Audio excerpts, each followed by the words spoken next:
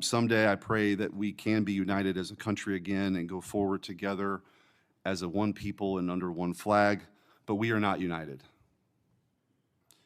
Upstream from the dehumanization and demonizing political violence and rhetoric tearing apart our country is a divide on how we view America and Americans.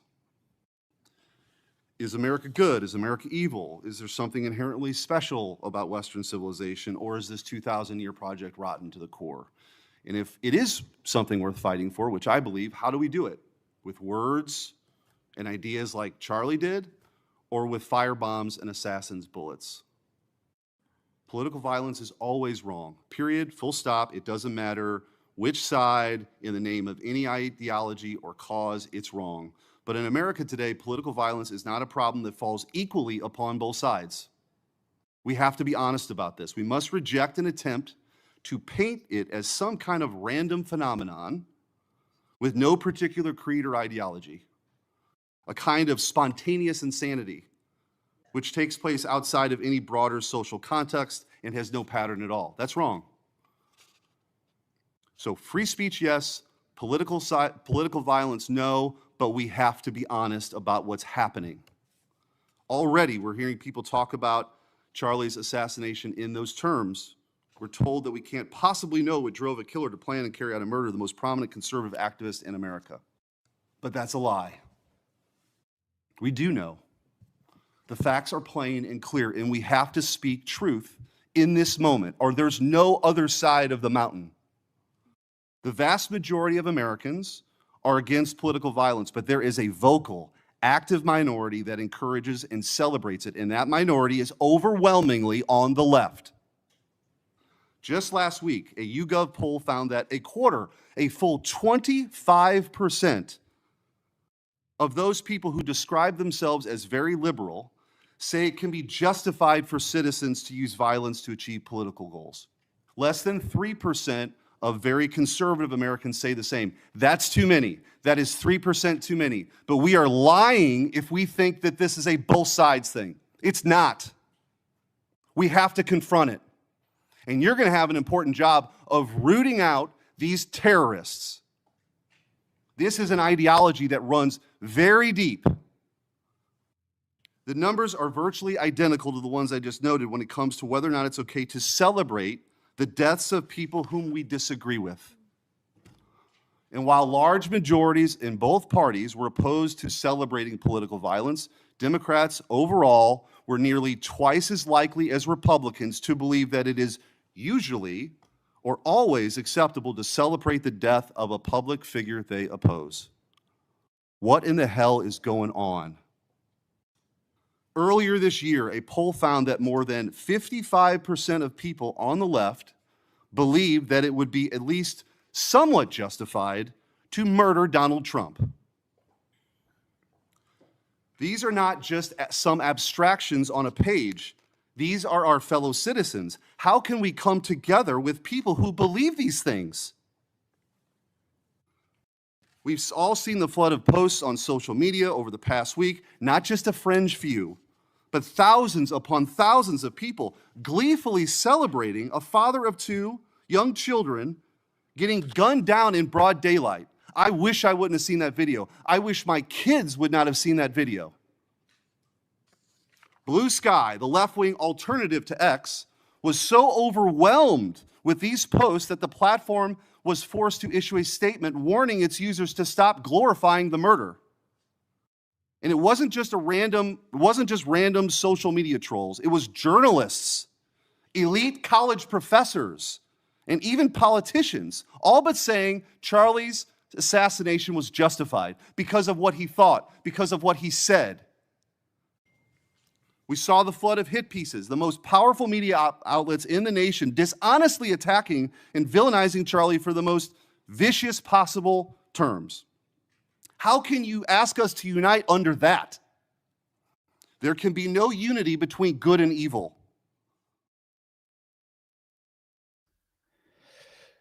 No unity between good and evil. Well, there you go, ladies and gentlemen. Welcome to Truth Warrior. and I'm happy to be here with my good friend and colleague, Michael Tsarion. Michael, thank you so much for doing this last minute. That was Eric Schmidt, and he was being questioned. He was at the judiciary hearing recently talking about the assassination of Charlie Kirk and the ensuing torrent of evil all over the internet that we're seeing, people gleefully celebrating it, calling openly for more violence, and whatnot. And you have been one, and we've been covering this on Unslaved to talk about how this was boiling slowly over time. We've been doing Unslaved since 2016. People can go check us out on Substack or also on unslaved.com for that catalog of how we've been looking at this from a deeper level of the psychology beneath it all.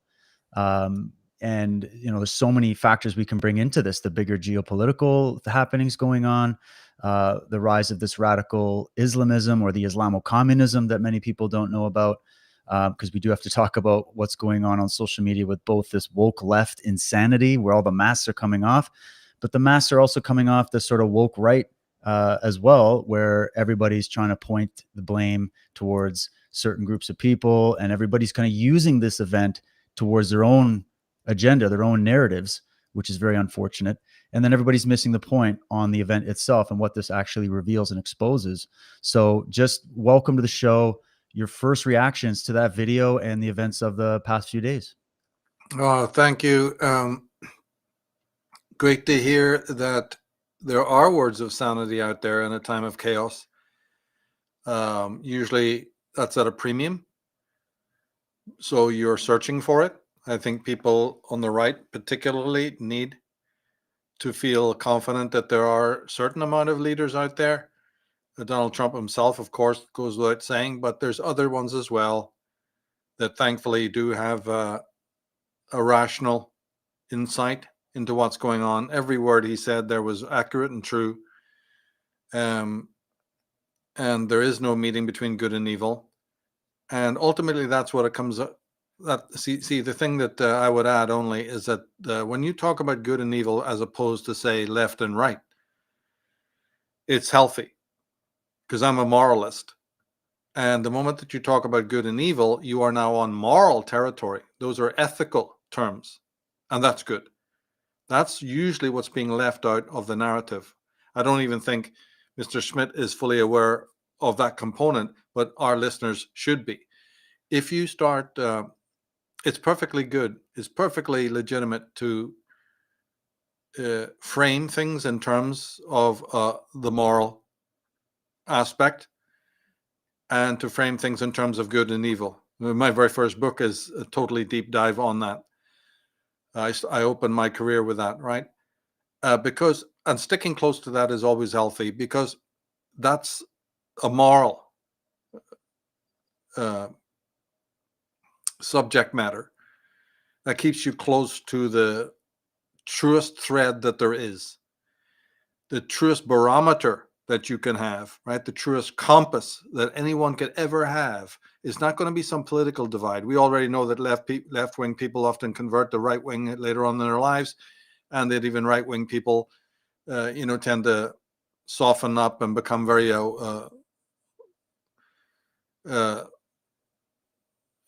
toothless in their beliefs. There's wavering and all of that. So I wouldn't rest anything deeply on that. It's just relatively superficial. But when you stick close to the moral compass, then you're good for life, right? This is something that all human beings are developing. And once we hear about, see, the word for me that leaps out with all of this, as it has done through since the 60s, since I've followed various acts of violence and terrorism in the world, and the ultimate question that comes up is consequences for those who do evil. Consequences. And that's also moral. So even though governments may dither about what level of pushback they can have, right, when it comes to bringing accountability and consequences to people, actually that really defaults to individuals. What governments and politicians say about consequences is far less impactful and important than what the individual learns in their own existential growth. Okay, so you take any individual, they are already, their life is defined from childhood as a learning curve, that if I do X for long enough, I am going to learn the consequences of that.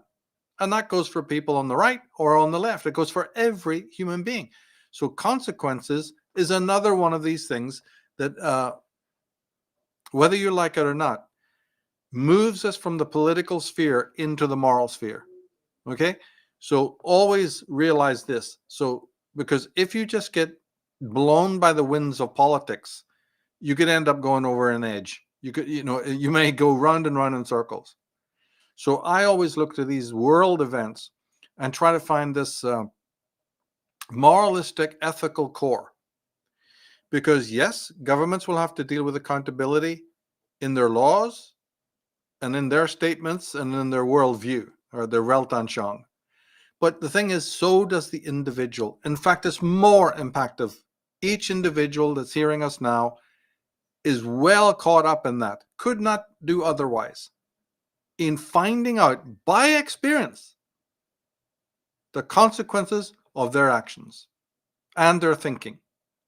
If they act irrationally through life, right, they'll meet certain consequences. When they act rationally and morally, there'll be consequences. And then the individual must decide for themselves at some point, and everyone will, at some point, they'll fix themselves, they'll lay down a territory.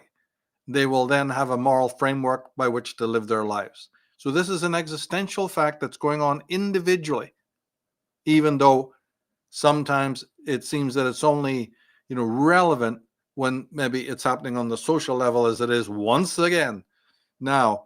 But I also believe that you can lose sight of the original moral underpinnings, though, when you get caught up in the carnival of voices in the circus, the political circus. Always, there's this danger. Because remember, it's collectivized now. The whole political circus is purely collectivized. And that already comes with some big no-nos right off the bat. The very fact that something is collective, oh dear, we're more likely to end up in swampy territory, and we're more likely to go wrong just by dint of the fact that it's political. Now, it doesn't mean that we don't have political opinion or affiliation. I know I do. But we always have to be aware that that is one animal, and then there's this private, authentic statement of each human beings. And once you lose that authenticity, it will often be where now it's the voice of the crowd in your head that's steering your ship, not your own conscience, your own moral sensibility. Wow, what an opener. I couldn't agree more. So incredibly important. It's what I've been thinking about over the past few days or week or whatever it's been. It's been quite a whirlwind. I've personally experienced a great deal of emotions and thoughts and and whatnot, and also frustration of trying to warn people that this was boiling up in the psyche, in the collective psyche, the public mind, as Bernays calls it. That's the mind that the media speaks to. That's the mind that these politicians speaks to. But then there's your mind and my mind, as you're saying. This comes down to the individual level. Where do you, person watching us right now, where do you sit when it comes to gleefully celebrating public murders and executions of people you disagree with, right? And what kind of a civil society do we want to create for ourselves and our children? I'm a father of two, so I'm thinking of their future. I'm thinking of the fact that, as much as I am trying my best as a parent to protect their minds from some of the garbage all over the internet, this thing went to such a viral degree that it's almost impossible today for parents to be blocking these snuff films and these just the insane evil stuff that we're seeing happen all over the place as this pours out in this collective consciousness right now. And it's horrifying to witness, but it's also enlightening. And that's another thing I've been thinking about, is that this right now, everybody should be taking notes It's been what you've advised and what we've been talking about for a while is that, the seeds of evil, or evil has within it the seeds of its own destruction. And all we got to do is keep the cameras rolling and let these people make a total ass of themselves. And they're doing a fantastic job right now, proving all the points of all the great thinkers and writers that have commented on this stuff from a political angle or from a moral angle, from the philosophers, right? And, so I'm thinking about this as what's going on in the consciousness, because you're an expert on this, I believe, and you've been covering this from such a deep angle for so long that, when we look at all these movements, and if we think about just even in recent history, with the rise of all this wokeism, the radicalism, the marches, and this war against the West, and this war against free speech, and this censoring and the shadow banning, and on we can go. That's not just a government action. That's also coming from the crowd, as you're talking about. Everybody likes, especially in the conspiracy movement, they always point at the high table, of which there's many crimes we could be laid there, but we forget about the fact that the only reason any of this evil is running rampant, or that the media is able to pull off all these psyops, and the government's able to pull off all these psyops, or these public executions or ritual murders, or whatever it ends up being, is because they have so many raving fans. And that's what we're seeing all over the internet, raving fans, more and more actual calls for more killings, right? You've seen, we're going to get to some of the Islamo-communism aspect of this in a bit, but you've seen these statements from people like Hassan Piker and Destiny, this character Destiny, that to me represent like that to such a degree, where they're literally just saying, guys, we need to spill the guts of all these capitalists in the street. There needs to be rivers of blood in the streets. Conservatives should be terrified for their lives when they go and speak. They should be terrified because they should be worried of being killed. These kind of statements that are going out to young, impressionable minds that have already been seeded with all these ideologies that have been coming through the universities, through the school systems, through the media. So I look at this, just to wrap this up, as like the dual hands of evil. You've got the architects of control, the people that have their own political agenda for world dominion. And then you have, so they're obviously trying to seed these movements, and there's funding coming from foreign countries to finance the push of this and the algorithms and everything. But none of that would work if people weren't so damn attracted to it and so easily swayed by it. So it's a relationship between those two forces of evil, isn't it? Oh, yeah, it is. And there's a lot of denial. The left right now is exemplifying to the whole world, right, which is needed, because there's been so much denial that the plutonic energy that's happening right now, you've entitled this "The Masks Are Coming Off," and to me, that's always that's a reference to the plutonic astrological age that we're in, which is exactly that, about masks falling. Not because people with a mask want that to happen, but that there's something already, karmic is taking place. And it's a good thing. It's an age of revealing, as I've mentioned it before. And so what you're seeing has this higher relevance because people saw this through the generations and just kept denying it. What we call conservatives are the most toothless, soft sell people who gave ground continually. Only now are you seeing a few, changes there with the presidency that we have right now. There's a little bit of pushback, but even that could be described by some people as too little, too late.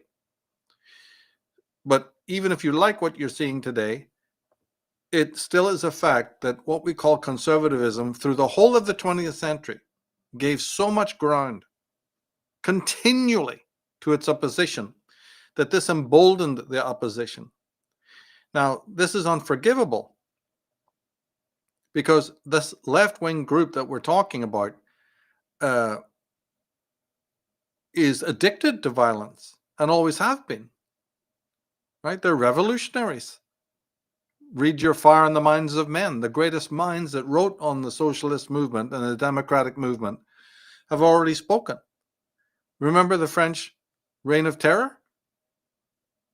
People, the masses, as you say, were climbing over each other to get to the guillotines to gop. Anywhere where there was executions of the royals or whoever else, right? The hordes of people gathered, chomping at the bit, climbing over each other for the spectacle. It's hundreds and hundreds of years old. It goes back to the Roman arenas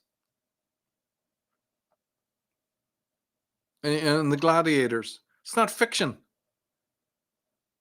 right? So this see, violence. We're addicted to violence, but we've even forgotten that we have become so desensitized. The violent person has become so desensitized that they're psychotically always saying, "You are the one who's addicted to you know the other side, the other person, somewhere out there randomly, an assassin, a gunman." But there's no greater, more violent person than the member of the crowd.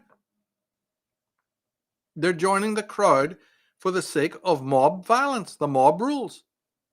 Oh, and then on the psychological level, as I've pointed out so many times, and it never gets through people's heads, is that the very act of joining the crowd is an act of violence.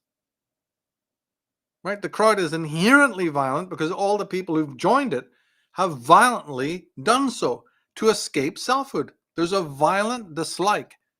There's a violent impulse of self-loathing that compels a person towards a crowd. You don't just join a crowd. When you pick up a placard, right? When you assign yourself to the crowd, it's already an act of self-loathing and of self-hate, masochism, hysteria, born out of the need to lose selfhood in the mass. So naturally, if this is the condition of each individual, then how can the mass itself be non-violent? The thing is formed out of violence, a specific kind of violence that is not even known about in the world. What I'm talking about is a kind of necrophilous, existential, phenomena that isn't even acknowledged by the political mind and the political intelligentsia of the world. There's so many disconnects. And when you leave that out, there's other things we could talk about that are disconnected too. This would be the larger, field of circumstances that surround. Right. So there's a thing called monodeism.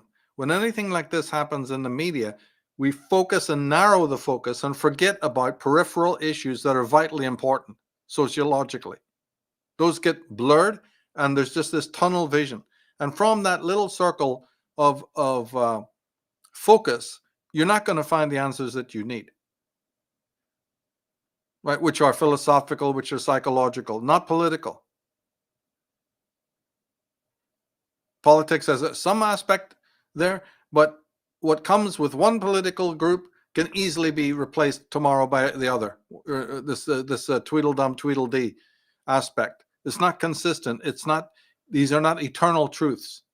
Politics doesn't deal with eternal truths. It has a lot of jingoism to make you think that that's what's the case, but anyone looking closely at the situation, it's ridiculous. Talking about free speech, there's never been free speech anywhere in the world, ever. Not in America, not in Canada, not in Britain, ever. Your George Orwells and your Aldous Huxleys and your Gustave Le Bons have all spoken about it.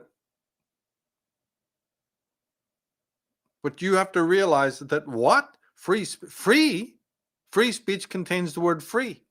But freedom is hated. Freedom is hated. You don't know that? Of course you don't, because you were never taught that in your schools and colleges. The jingoism blinded you. The teachers are so utterly ignorant, the academics. They're so utterly ignorant and worse, so thoroughly evil and rotten that they never told you the facts. Human beings are addicted to violence, and human beings hate freedom above all things. They want freedom from freedom. Then they're happy. And this is why most political movements, come to bear. They're rampant in the world with no sign of disappearing. And then Just like any hero needs the anti-hero, otherwise his existence is compromised, so does one political party require the existence of the other, and vice versa for their whole sense of identity. Then you get caught in that. But the root of it is that freedom is hated and human beings are addicted to violence. Once you've understood those two things, now suddenly all of world history makes perfect sense. And you're no longer in a state of delusion. So, those are two golden rules that I always want to bring out in this. Sure. Yeah, exactly. So well said. And, I'm thinking here too, keeping it on this level of psychology and philosophy. One thing we're noticing with this current event, I mean, even though, yeah, you're right, everybody can get tunnel focused on it and they forget what are the causes, what led to this, what are the solutions? Like we just kind of zero in on it because of the emotionality of it. It's very easy to do. But if we think about this too, from like, I was thinking about this psychological projection phenomena that we're seeing, that those who've been on the media, because the media has such a big amount of culpability with this, you can't even measure it. Okay. Because I can see the Canadian media, like the Canadian media right now, there's not a single headline that's honest. It's all not a single headline that's just documenting a historical event. A person was assassinated. Like it's not like that. It's a person was assassinated because of his opinions. A person was, and like there's a justification in the writing, right? And we know the media has been part of this like decades campaign to create this social hysteria, to create this division, to foment this revolutionary flame that you're talking about. And then people bring themselves to the table and they go, yeah, let's go. And, but now the media after this event, so I'm just pointing this out as something people can observe. Okay. Cause you can see this in people that are in your own lives that are manipulators and abusers and whatnot, gaslighting you. That's what we call it, gaslighting. And the gaslighting is a form of psychological projection because we got these people like Jimmy Kimmel, these late night comedians, the View.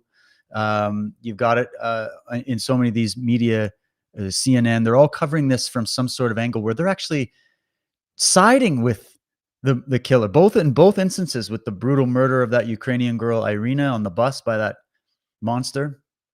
And then with this instance, and they're flipping it around and they're basically trying to say, first of all, they're saying outright, no, these left-wing lunatic revolutionaries that we've been priming subconsciously for decades through the media, it wasn't them that did it.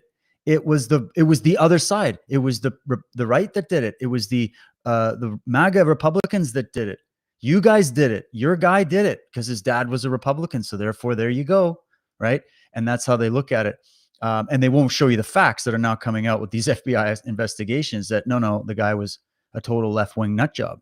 He bought into that ideology, who was raised by those evil professors you're talking about that are poisoning their minds. And so I'm just thinking about that commentary about, if we think about it from an individual standpoint of, you've talked about psychic vampirism, one of your websites, one of your great books, you've done presentations on it. So he talks about the individual experience that we meet with people on that vampiric spectrum that you might call sociopaths or psychopaths, however you want to frame it. And there's this manipulative tactic. And I've seen this in my study of cults and the dynamics between cult leaders, that guilt.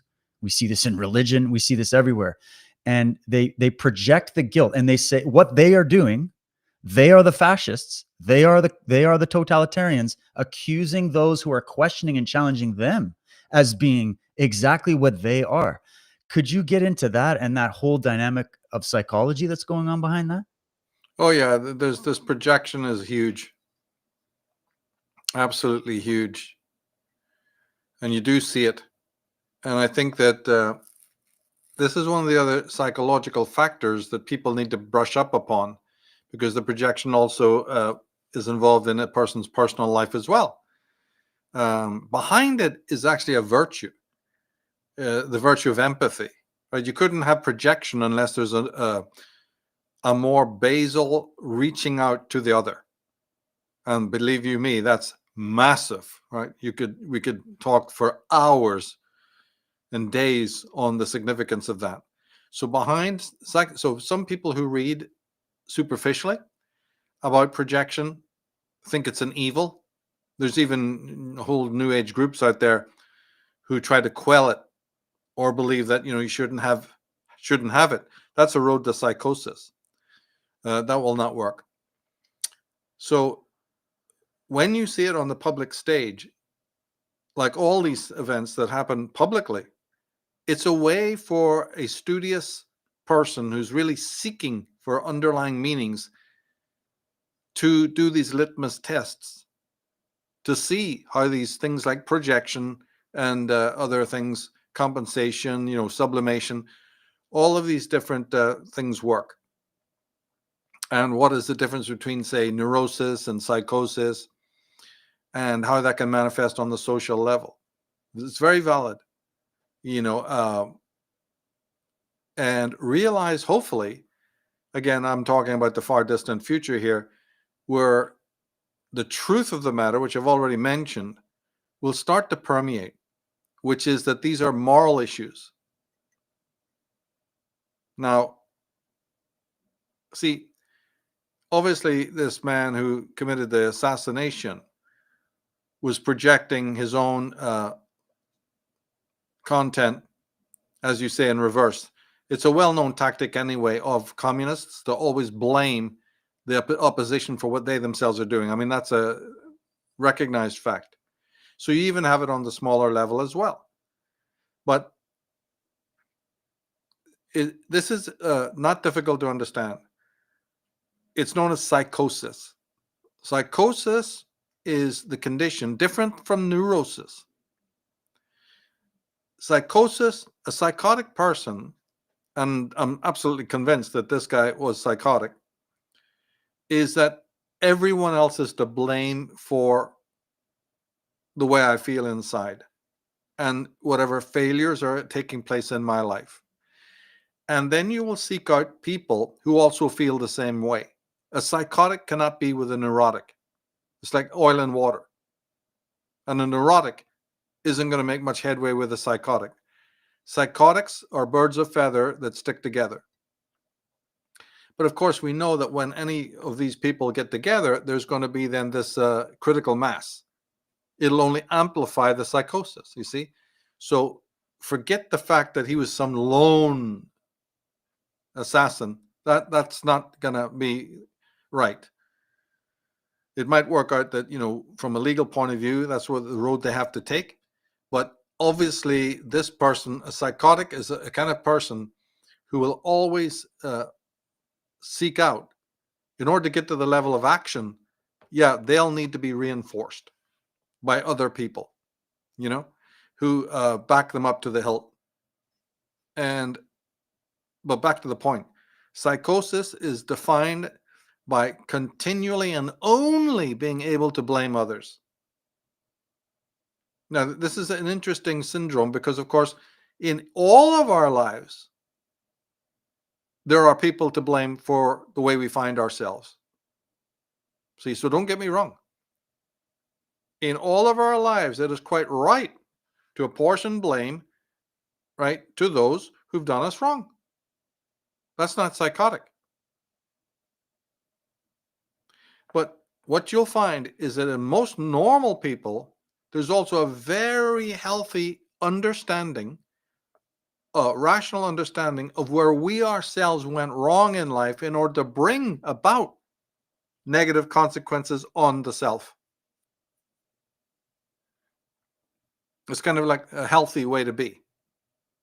Now, the neurotic person is overly swung to that side, where anything that bad happens to them, they're only blaming themselves. And they're in the fog of so much self-hate and self-condemnation and have zero self-worth. So even if it's a very small failure, let alone a big one, it wouldn't matter. The neurotic person is beating themselves up. This is something from they got into their childhood because they embodied the voice of parents. The psychotic is not even capable of even the tiniest shred of self-blame. which is a very natural human trait. You need to be able to see, what have I done to bring about the negatives in my life? And you've got to be able to take that inner inventory to say, oh, if I had done that, or if I had listened to those signals, or if I had taken those warnings, then I would have escaped, the bad thing from happening. Gee, should have done that. That's comes under the heading of neurosis, but it's a positive neurosis that all people need. You need to be inoculated with a certain kind of neurosis, light rate neurosis, so that you can understand where you fit in. Because if you don't have it, the only result then is a kind of a psychosis. And that's bad, because then only other people are continually to blame for every single thing, no matter how minimal it is. The psychologists who are talking to this creature in prison now are finding this out. That this guy is incapable. He'll go through a litany of how he was snubbed, he was misunderstood, he was attacked. Until, unfortunately, this syndrome starts ruling you. You're no longer in charge of it. And so it becomes inflated. The psychosis becomes universal, so that the whole world, people way up in government, people, up there, bigger than you now project, as you quite rightly said, your psychosis onto the world. The atheist does it to God. That's why they're stuck in that. There's so much, masochistic compulsions going on, that then they blame God for the evils that any idiot can see come from man's own moral culpability. But now God is to blame. You see? And on a lesser level, other people blame government. And some people blame, a heroic, let's put it in parentheses, a heroic figure. And they feel so motivated in their mind to do what they feel is a just act, like a statement.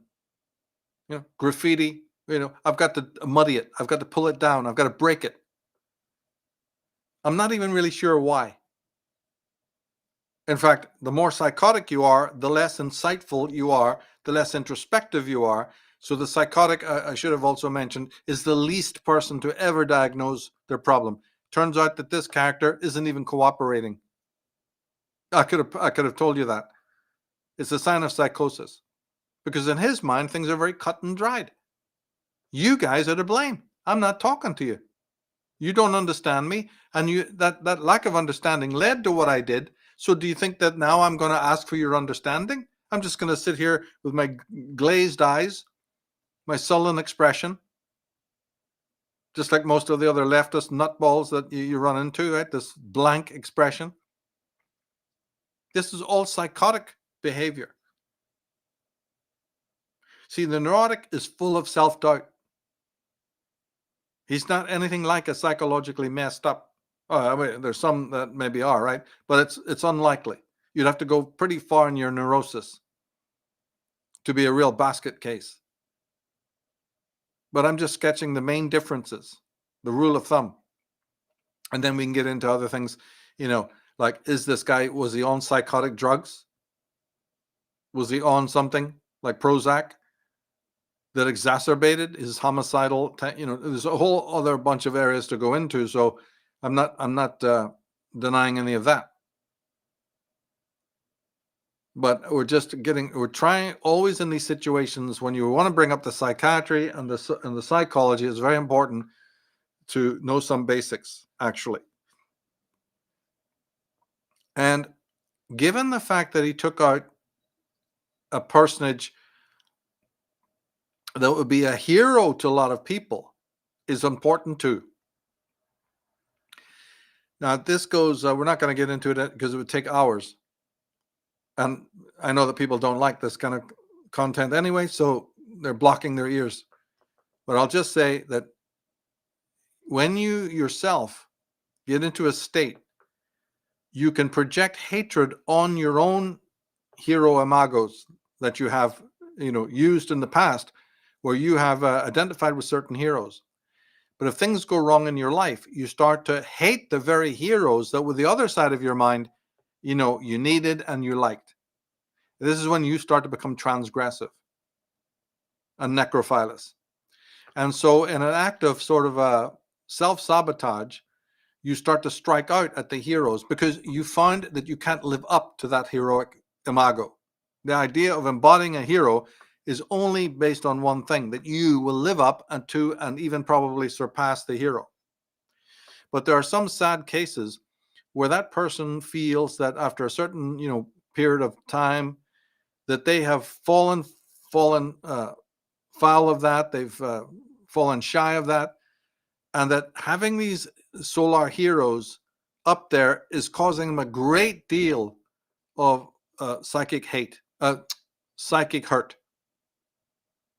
The word psychopath, path is pain, illness, and psyche is the mind.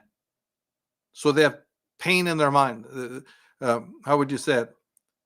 Sick mind, yes, but also a mind that is hurt is pathology. That's what it means. And psychopath. Now, one of the ways that they hurt their own minds, a psychopath, is because they're smarting over this lack of identification. As children, they identified with heroes, perfectly normal. Whatever those heroes may have been, sports heroes or whatever, Zorro, Bruce Lee, Robin Hood, whatever you got. But then something twigged in them that they are a far cry from that. They tried it and it didn't work. They're not Chuck Norris, right? They're not Steven Seagal. They didn't.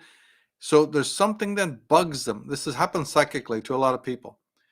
And the shame that they feel for not being able to attain the level of the hero actually compensates by disliking the hero, wishing that they had never had it. So it's you want to break the idol. You want to take the idol and smash it. So there's an element of that. I hope that makes sense to people. And sometimes that can be acted out as well.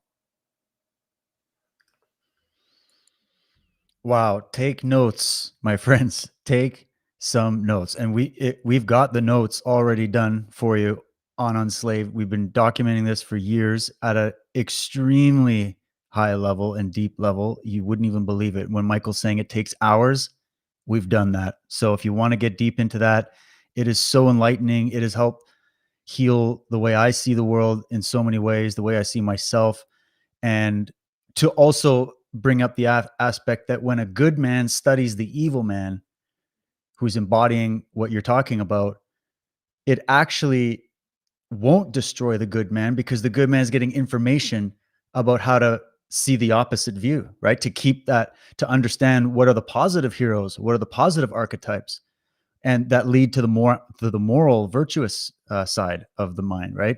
And then so in a weird way, as much as this is horrific and such a brutal thing to witness and experience, and everybody's going through it right now, the silver lining for me is you're getting necessary information about morality, about what's good by seeing what's evil, about what freedom is by seeing the opposite of it, being advocated for to the point of murder and justification of murder.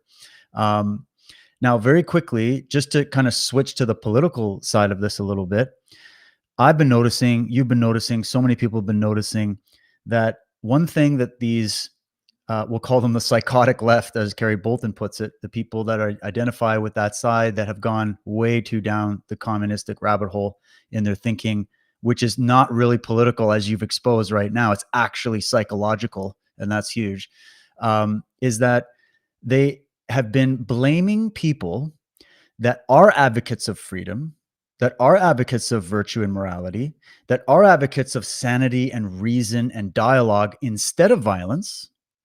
They've been labeling them the worst things they can possibly do. And we've known this to be another communist tactic. It was exposed by Gilbert Griffin and Yuri Bezmenov, right? Where they're going to find what's the ugliest term we can call our political opponents that are standing in the way of us getting our power. Well, we'll call them Nazi. We'll call them fascist. We'll just dig up the most horrible words that are rooted now in the subconscious of everybody. And therefore, it brings a bad smell around anybody that's 10 years ago, 20 years ago was just a normal person. Their values of a normal American person or a normal Western person, who just wants to be left alone, work their lives, build a business, raise a family, whatever, be left alone by government. They are literally the fascists, the totalitarians, the evil ones, like those types of people. Forget about political parties and people in government. We're talking, these are accusations levied against average people. Like when I was in Canada under the lockdowns and the tyranny with a smile run by Justin Trudeau, and I was saying, hey, wait a minute, you guys are totally rewriting all the laws and the constitutions. Like, what the hell are you doing? People didn't want to sit down and have a conversation with me.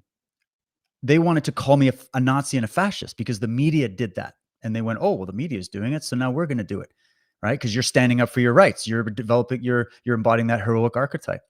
So I guess what I'm asking here is this idea of accusing people such as this as being fascists, yet I think everybody can see now, like, fascism is all about accusing the other and then targeting them for assassination.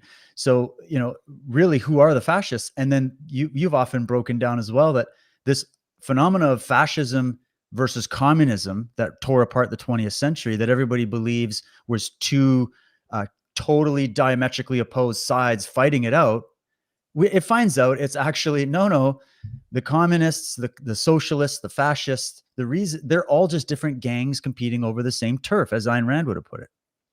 Well, And we the bring in thing the you're- psychological angle, right? So maybe speak on that a little bit. Well, it's a non-starter from day one. If you grow up in the alternative research community, it is an absolute given that fascism is communism or socialism. So this hasn't reached mainstream, right? So all of us who are part of the, listening to us now know this. Whereas your neighbor who has only listened to CNN and the mainstream media has not been initiated into this great secret. So the very fact that liberals are calling their opponents fascists is the most absurd thing. That's why I describe it as a circus, as a carnival. Fascism is closer to this left-wing socialism than anything could be. It's not right-wing. It never was right-wing. It is socialistic. Look it up. Nazi is a socialist. It's that simple. But that hasn't reached the mainstream because of these teachers that I keep talking about, and the media too. See, when we talked about the larger sociological background, this is one of the things. This has not percolated in. You don't get any of the talking heads on the media ever mention this one thing to clarify. This is well known to anyone who's done their homework within the alternative research community. So fascism is a synonym for socialist, and always was. If you have a socialist government, right, be it Mussolini or Hitler, then you will have the fascism. Conservatism is meant to be the pushback on that. Republicanism is the pushback on that. So things have got so skewed, right? And the ignorance factor is maxed out. As well, if you've read your Solzhenitsyn and other people, you'll know that the moment that a liberal left-wing government gets in power, this is when the draconian Orwellian, state apparatus is mobilized. And also the technique of them blaming the other, calling them these names. You see, and then now they've got themselves into another impasse, which is, in our accusation of the left, are we not falling into the same hole as they are in? Right? Are we not involved in in a cancel culture to make us identical to the way the left is? So I've kept telling you before that the conservatives are always hamstrung, always giving ground. It didn't take long. It took one day before immediately they were in the ditch and the wheel came off on the conservative side, because they ran into this old hackneyed mirroring. Right? It's an impasse. Right? Immediately they became toothless in the worry that we might be doing the same thing as we blame them for. You see, and immediately the libido, the will to power was drained. And the left has always benefited from this. They've got a setup.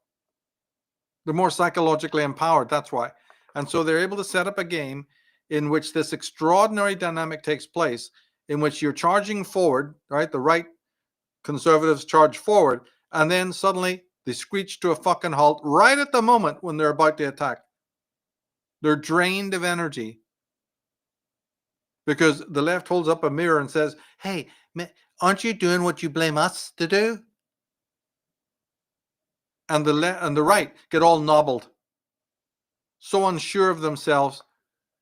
It's like a centipede saying, which leg do I move over the next one? And then the centipede is all tied up in knots. Over and over and over again, you see this. And then the talk about pushback, the talk about accountability, the talk about making some progress legally and politically actually really is a minor issue. And anyone who studied world geopolitics realizes that even despite the rhetoric and the high-sounding words, the conservatives will not push back. I don't even think this guy will get the death sentence. That's number one, that you'll soon see that being backed off. And within one day, the conservatives were already going to the line, the Christian line, because the assassinated hero was a Christian. It will not be long before they're nobbled by talking about forgiveness to their enemies. Another way to be nobbled, another way to be gutted of power. Why do you need an enemy when your own thinking is so poisoned and infected by garbage, or what I call mysteria? The enemy can just walk in and take over your land.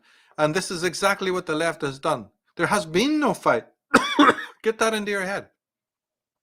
For decades and decades and decades, there's never been a fight between conservative and left wing. The left wing has won every inch of ground that they wanted to take, courtesy of the right. I can't, you want to talk about Yuri Bezmenov? He'll agree. Any true student of geopolitics will completely confirm what I'm talking about. There's been no pushback.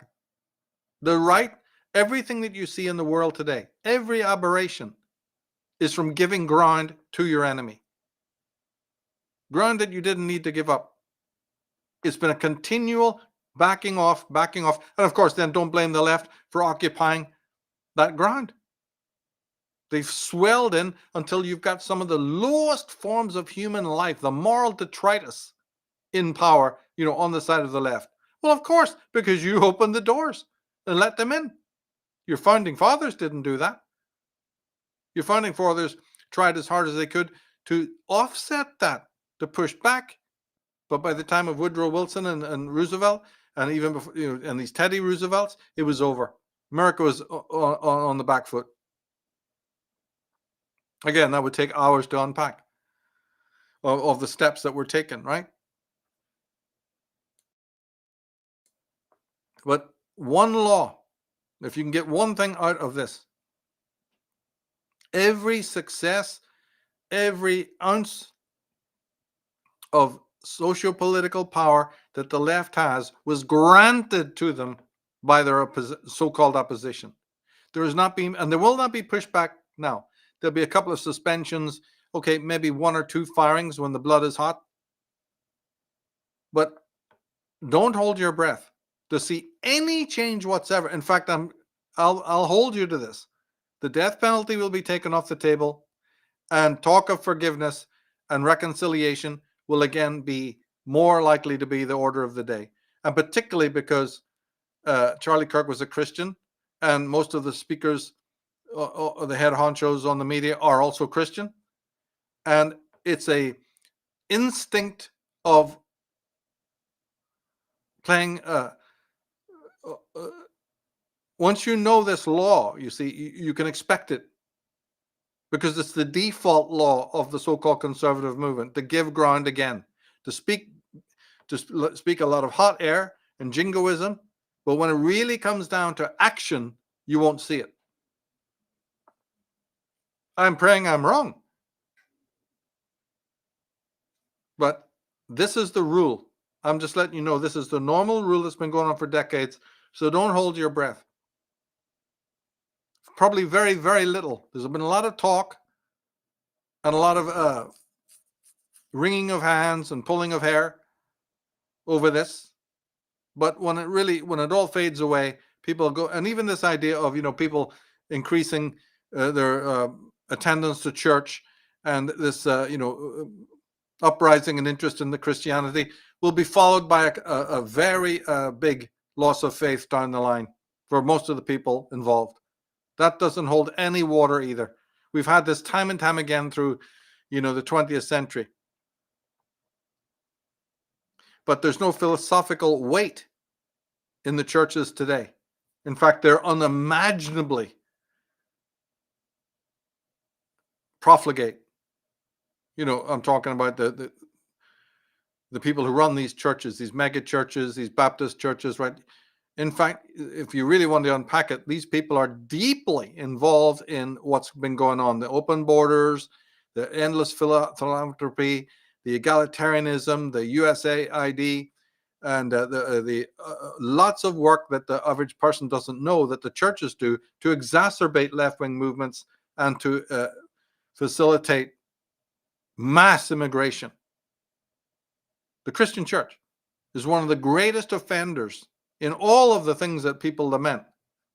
But they've also got a great PR. They're behind the LGBTQ. They've mobilized it because they didn't speak up. Like I said, by not speaking up, right? By not allowing themselves to make a stand upon it, and actually even favoring it, deeply favoring it. You even have pastors now who are gay and lesbian and totally advocating it, just like you do school teachers. So that's a dead end. That only happens when there's a little bit of social anxiety. Yeah, but don't worry, because there's no philosophical value in it. There's a bit of cultural value, I'll give you that.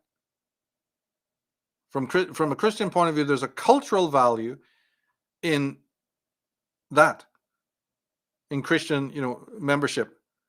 But sadly, there's no philosophical weight in it. It's a philosophical dead end. And people today, you won't see a lot of people staying committed. They'll be disenchanted very, very soon. So that's not really anything to get worked up about, no matter how many thousands are squawking about it right now. That's not something also to look to. Yeah, phenomenal points. And, you're just giving people the track record of history, which is just obvious. We wouldn't be here if there wasn't, if we had more pushback, if there was some weight behind these things, then we wouldn't be here, right? And then even when you do get these people that come up and will challenge, like we've been watching these street debates for 10 plus years, right? Started in Canada with certain figures here, going around to universities and interviewing these students and just getting a feel for the temperature in the room with where all these college students and university students are at, because they're obviously products of their professors. And realizing in our horror, going back as far as 10, 12 years ago, that this radicalized movement was going right through all these institutions. Like they've always advertised that long march through the institutions. We were like, oh my God, these kids they have no education. They are completely being programmed. They're not learning about comparing ideas. They're not being taught how to think. They're being taught what to think. And what they're being taught just so happens to be a well-constructed, highly financed package of cult ideology that we can go as far back as the French Revolution and even earlier to unpack where that originated. But I was thinking here too, now we're seeing, if we want to talk about the right, the political right in quotes, one of the biggest things we're starting to see, we've been talking about this sort of woke right phenomena, because this is another aspect that I'm also keeping my tabs on, is that the people that are allegedly on our side, what do they end up doing with the information they're given about this particular event? They're going to blame Israel for it. They're going to blame the Jews for it.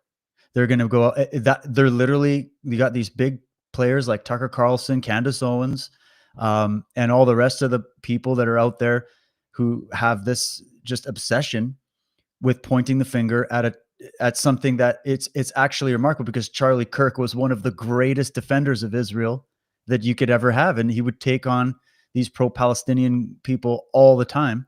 I used to watch these debates and go, yeah, man, people should take notes. He had some great takedowns and points to make, which may have been one of the major reasons that this was done. And there might even be some foreign investment into these little underground terror cells that think they're operating independently. But when you follow the money trail, you realize, oh shit, this is part of an operation to overthrow the West completely, not just America.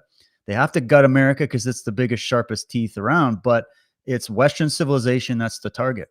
So, and we have our enemies running around in our streets, educating our children. And there's been this marriage. We've been breaking this down through an incredible series on Enslaved about the handshaking going on between groups that should not be shaking hands. Like why, how the radical leftists, the communists, the blue hair, the trans rights or human rights people, the Queers for Palestine people are shaking hands with Islamic terror networks and jihadists. We've been trying to break down because everybody's like, how is that even possible? Because those two people, we know which side would kill off the other side the second they got a chance. So how the hell are they shaking hands? And we broke down the history of the collusions between the Nazis and the Muftis of Jerusalem and the whole setting up of that. That's a big history. We don't have to do that here, but just to kind of lay that groundwork, Michael, to bring to people's attention that as much as we are looking at this as a left-wing phenomenon, we're seeing the rise of what I call them the left rightists. They're the wolves in sheep's clothing. They're actually psychologically no different than those left-wing extremists, because you defined it, victim mentality. There's someone oppressing me. Nothing is my fault. It's all to blame on whatever group I can target as the envy of my hate. And for the woke right, you've got the Jews. And for the woke left, you got the white Christians or the white Americans or the people or anybody that's standing up for those principles of freedom. But it's the same psychological package, isn't it? Oh, yeah. I mean, this is an ongoing thing that's been exacerbated by the internet. Anti-Semitism has always been there. It's utterly unwarranted. It's crept up in every kind of a group. You do have it on the right as well as the left, so let's get that correct. And that is worrisome. That requires a continuing education. But this would take you into then, proper conspiracy theory, alternative history. See, everyone has heard of Operation Paperclip because it's been a little bit more well advertised, in which some top Nazis were found to live out in Uruguay, and through the Vatican rat line and through the American government, many Nazis were allowed to even come to America, North America. Werner von Braun would be an example, but there's many others. So that's been official history. But what has not been official history is how many Nazis escaped to the east. Right? Into Egypt, into Turkey particularly, and other countries as well. This has been played down, and you won't find much information on it anywhere. It's been whistleblown in certain movies and in other areas. Now, this was a merger between Islam and Islam and fascism, so to speak. Once you still have to decode what fascism is. It's a form of socialism. So this was a beautiful marriage made in hell between Nazism and Islam. But even before that, before the Nazis went out there, and these were Oriental scholars, these were people who spoke fluent Arabic, these German Nazis, right, had a great love of Islam, had studied Islam, had studied Sufism. It's all been, none of this has been told to you by anybody because of British intelligence. There's been a lot of forces have covered this up. But even before this, let's go back to, say, for instance, even World War I. Did you know that the Ottoman Empire, this great Muslim empire, was in collusion with the Germany of the Kaiser? They were allies. Now, it would take too long to explain why they were allies, right? It was a mutual benefit. But also, the Ottoman Empire was reaching out because it was in a state of decline. Massive, massive, bloated monster. It was called the sick man of Europe, the Ottoman Empire, Turkish Empire, Muslim. They had been fighting with the Arabs.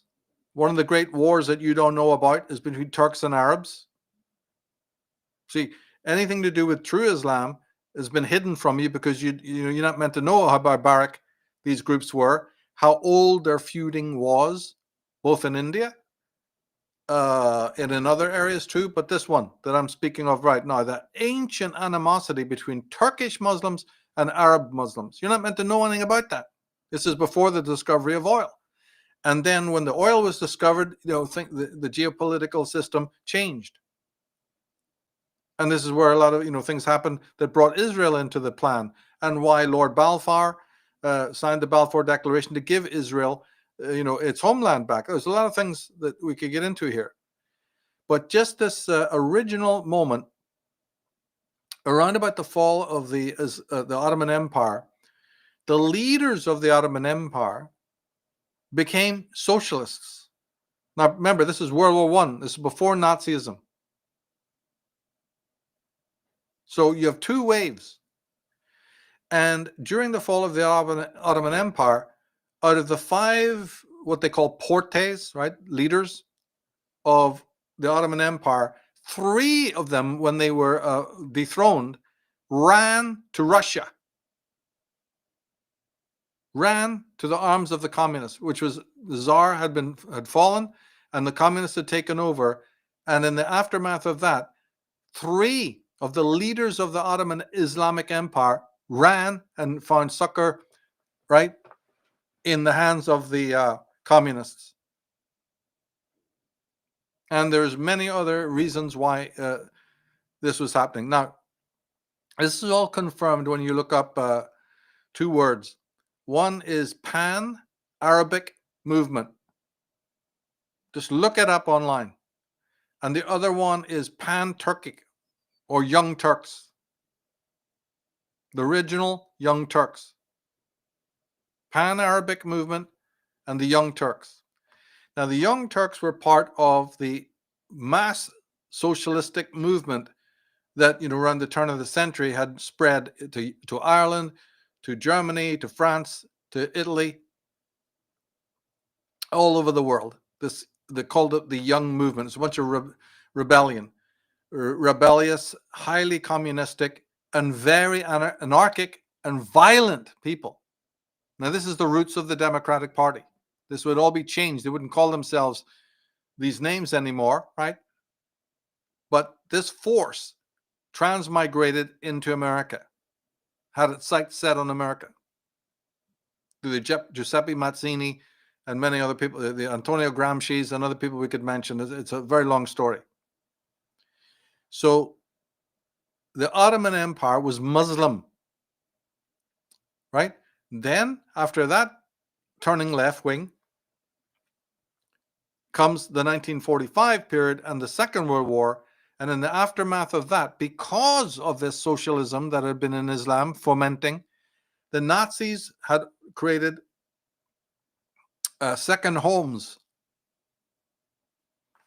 in Arabia, in Egypt, and so on. And so not just Operation Paperclip were Nazis headed west. That's only part of the story.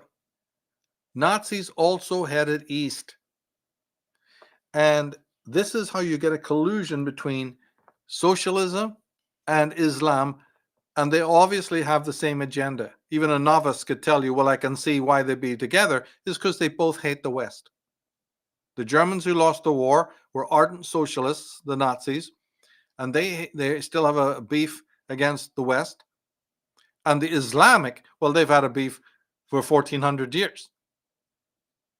So the meeting of this marriage, in hell, although it was stumped and it didn't like the forming of Israel being given to Jews, this also then was a thorn in their side, you see. So we won't go any further than that, but this is all to be understood in the greater context of the fall of the Ottoman Empire. And at the time of the fall of the Ottoman Empire, The Sultan couldn't find anybody to help them financially, the debt. He needed to borrow money. And at that time, Germany, who was always in conflict with Britain and Russia, realized that this Turkish Empire could be an ally. And this is how this started. So they lent money to the Sultan to keep his bloated, rotten, depraved empire going. That's why even to this day, Germany is full of Turks. Right? Turks are the greatest migrants into Germany. It's because of this old collusion that most people don't know anything about. They've been allies for a long time. But then, when the money was starting to run out again, as Germany started to lose the First World War, this is when the Sultan of the Ottoman Empire sold off the land of Palestine to the Jews. And they bought it. It was a transaction. There was no occupation. There was no invasion. How could a bunch of Jews that are in Poland and Hungary and Lithuania and Ukraine and in all dispersed throughout all the countries of the world come and invade Palestine? If they had wanted to do that, wouldn't they have done it in the whole 2,000 years? They didn't have any rights. The area was owned by the Arabs, by the Turks. But a point came where the Sultan finally, after centuries and centuries of petition, decided, yeah, I'll sell it. And he did. And he made the farmers of Palestine sell the land. They hiked the prices 8 times the worth for swampy, rotten land. And the Jews still paid the price. So there's no, all that stuff you've heard about oppression and invasion and occupation is lies from inside out and upside down. And the greatest scholars will confirm this. The greatest scholars. It is not negotiable. The Jews paid the hiked prices and made of that land what it is. But it's only democracy out there, you see. And it was a thorn in the side of Nasser in Egypt and the Jordans and the Palestinians and all the rest of it. So this is a little bit of a window into the true history of the whole thing. But then, of course, whereas the Ottoman Empire went bankrupt, oil was discovered in Arabia.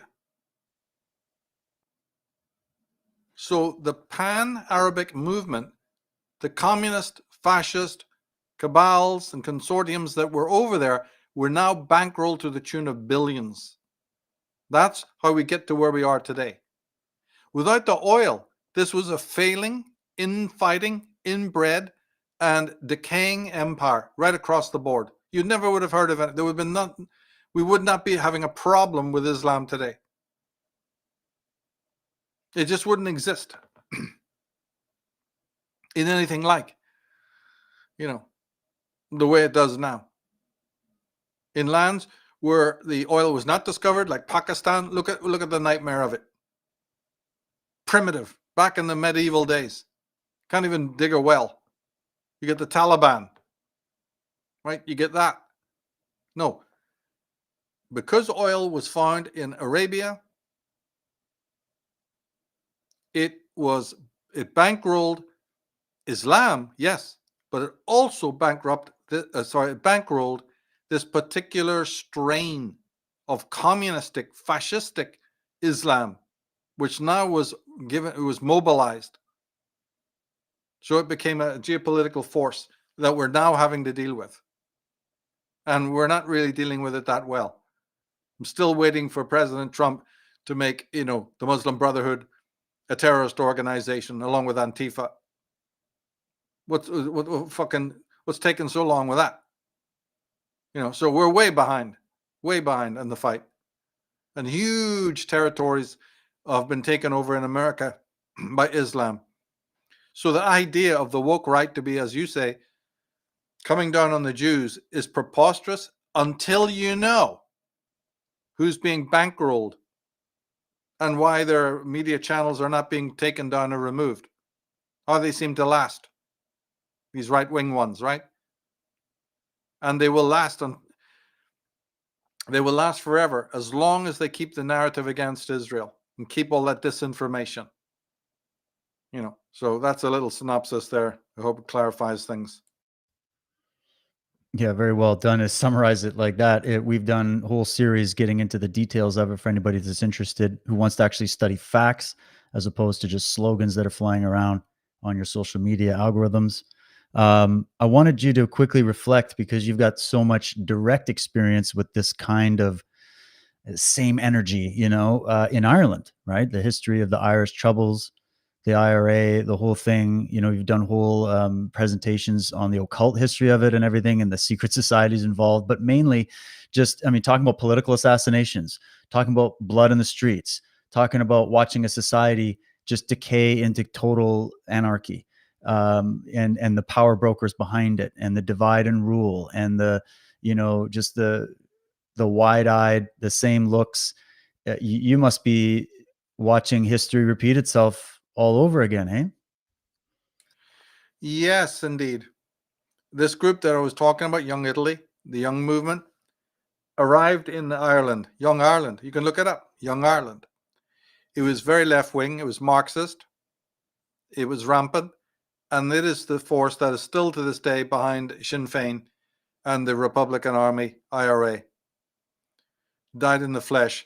And then its marriage was with left-wing Catholicism, right? So the marriage made in hell there was this left-wing streak that also was endorsed by the Catholic Church, the Jesuits, people like that. So you had a particularly vile mix that's behind the Irish terrorism. See, I grew up, my dad and family were Marxists. So from childhood, I was exposed to them and their cronies. And therefore, you can't understand me until you realize that a very, very large part of my life and destiny was to not be like them. Constant exposure from a child to the Marxists, right? So I'm not talking from the outside. I'm talking from the inside.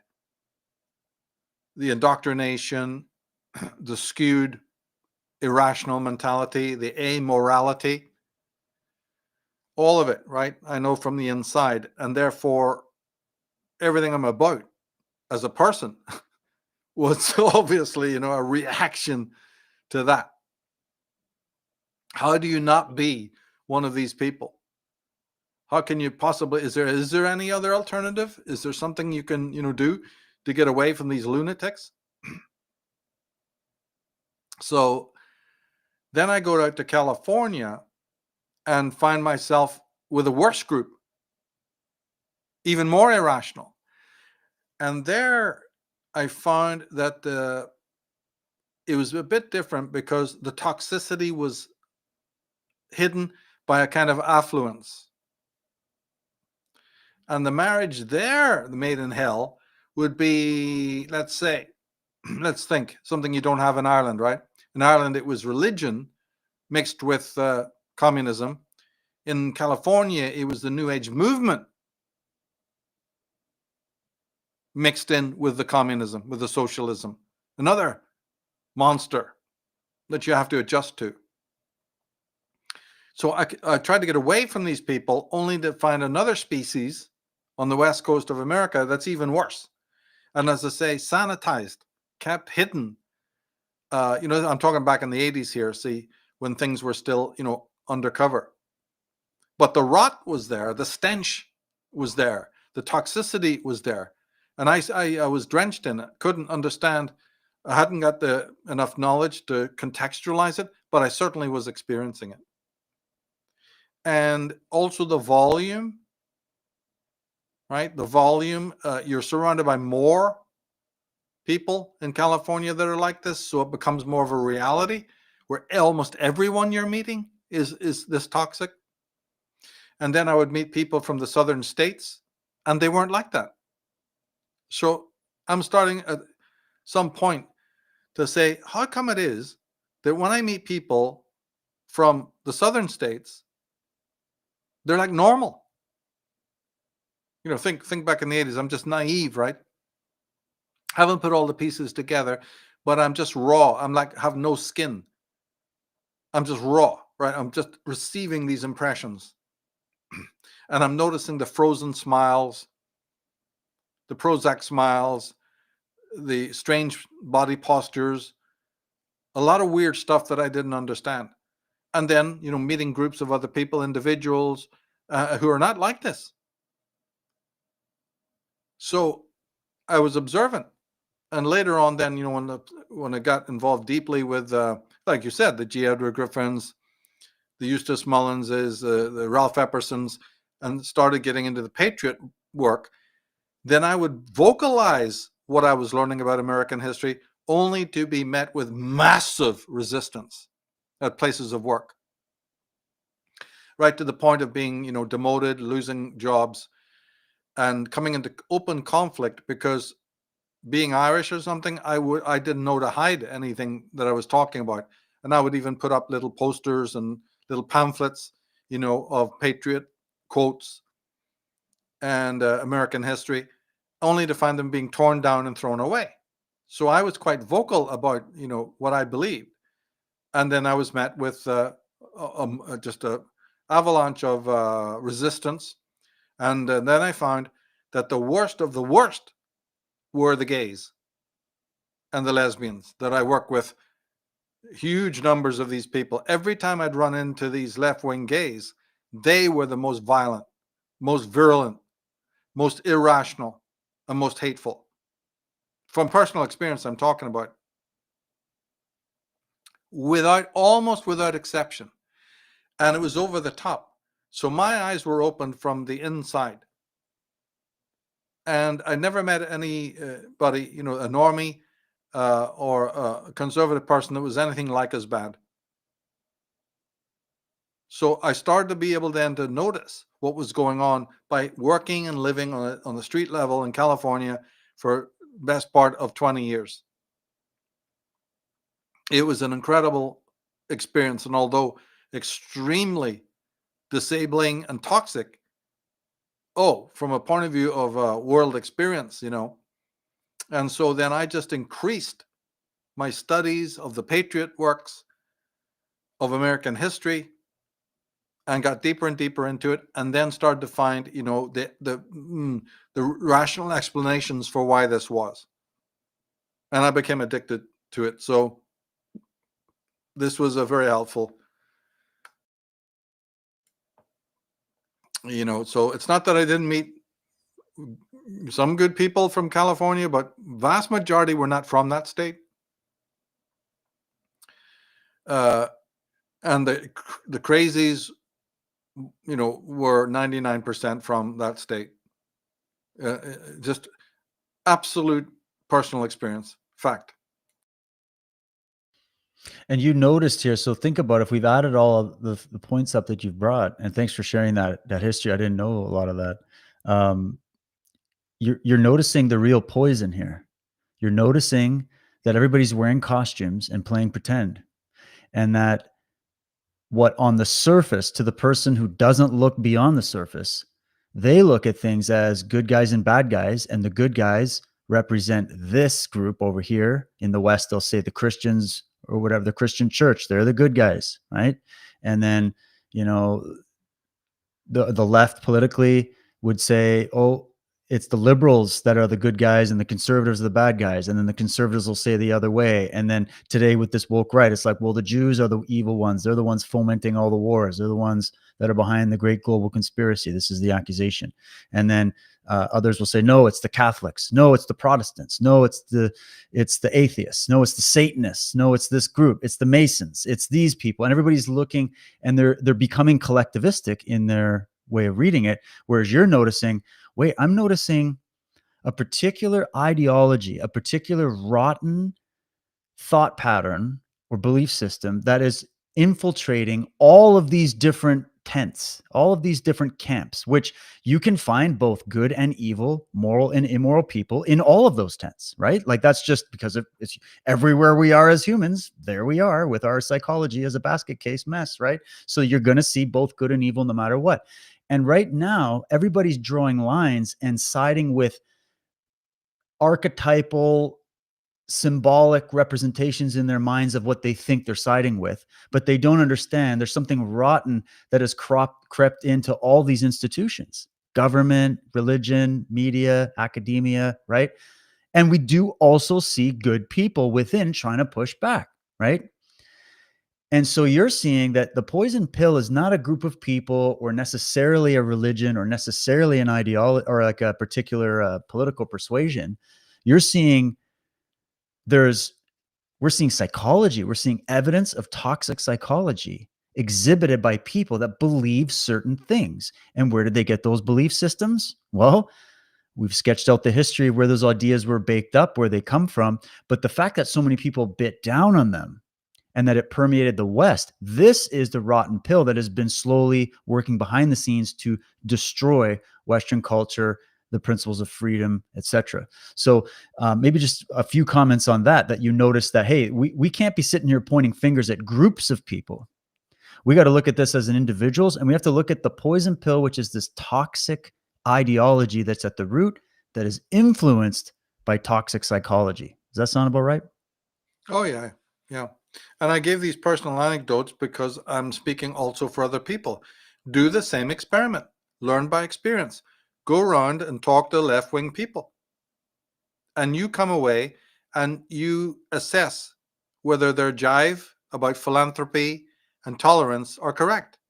And if you want to go to if it feels right to you and it's rational to you, study it. Study it as a subject. Don't get emotionally involved, but study it and then track it. Where do these ideas come from? Right? They come from people like Herbert Marcuse and Antonio Gramsci. Track it all back. Where does communism come from? I've just given you a little sketch of how it came into the Far East, the Middle East. And then look at the ideology of these Middle Eastern violent terrorist groups compared to others. Or study Baader Meinhof or the IRA or the Sinn Féin. Go and listen to Stefan Molyneux's wonderful talk on Che Guevara, the real Che Guevara. And dig into it and find out. Do your homework. And find out where these ideologies came from. What is collectivism? Read Gustave Le Bon's Psychology of Socialism. And then read his book, The Crowd. Mass psychology, right? Mass formation psychosis. And you know that America was meant to be based on individualism. Then look around you and say, is there any such thing in America? Is it really based on individualism? When I gave you that sketch just now, I made the point that I was quite vocal in my opposition to all of these lunatics that I met there, right? I was vocal in my dislike of these people. I didn't shy away. I took the consequences and I voiced right in their faces what I thought of them. And they were able to then strike back at me. And they did so violently, and they took away my livelihood. They jeopardized my welfare over and over again. They are the oppressors. They're the ones who did not like free speech. Now, earlier we talked about this impasse that the right always gets stymied in by imagining that they may be falling into the very type of behavior that the left, does. And then what this does is it blunts decision and it blunts action. It's very simple. When you're dealing with psychotic people and you're wondering how to, move against them, there's a simple law that you can use, a rule. In these people's own life, do they ever show regret for the positions that they hold? Like all these TikTok lunatics that you spoke of earlier? That kind of individual, or these left-wing politicians who make these scandalous and calls to violence and all the rest of it, everything that they do, right? Does it look to you that they ever regret what their positions are? Ever? Do you ever hear on mainstream media or anywhere else that any of them have ever come out and said, what a lunatic I was. I've surpassed that. I want to openly, confess that I was wrong. The answer is absolutely not. Does George Clooney do it? Does Robert De Niro do it? Do any of these celebrities who back this fucking nonsense? Or any of the other politicians? The answer is no.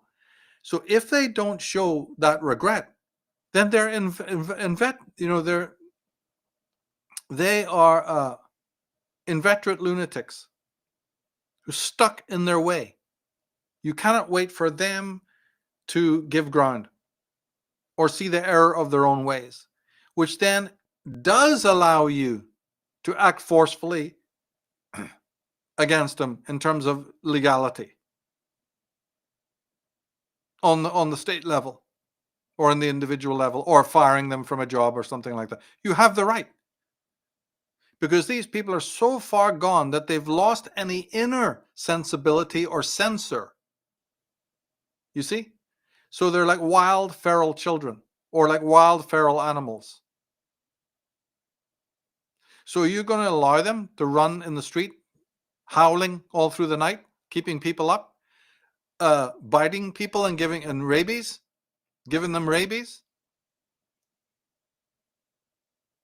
No. You've got to come down on them,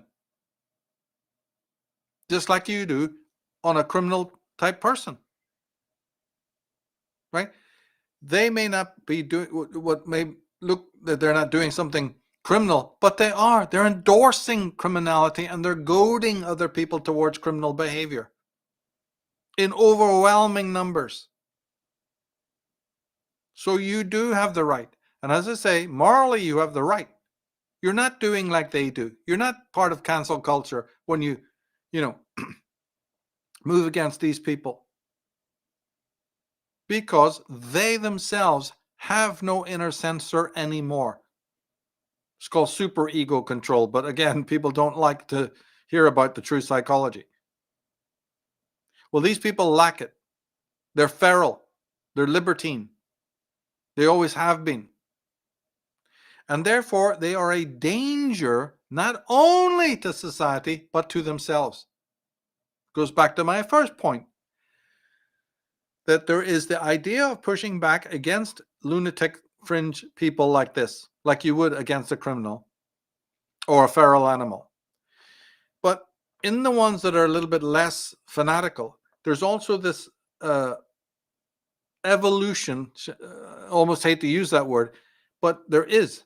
Because when you repeat a particular kind of action, goes back to what I was saying in the beginning, for long enough, it is an absolute fact that you will learn the consequences. You will reap. You will reap what you sow. So, and I believe that works in certain cases, not all, but a great many people who believed in these toxic ideas when they're younger actually do at some point change, not because they want to. If you had to, like I just said, it makes sense from what I've said, not because they want to. If you were leaving it to what people wanted to, they would never ever change. Because this is infantile thinking. This is magical child thinking. Nobody changes that of their own free will. Not possible. No, there's a thing called reality, the reality principle, that forces you to change. So there already is a force active in the life of degenerate people with irrational ideas.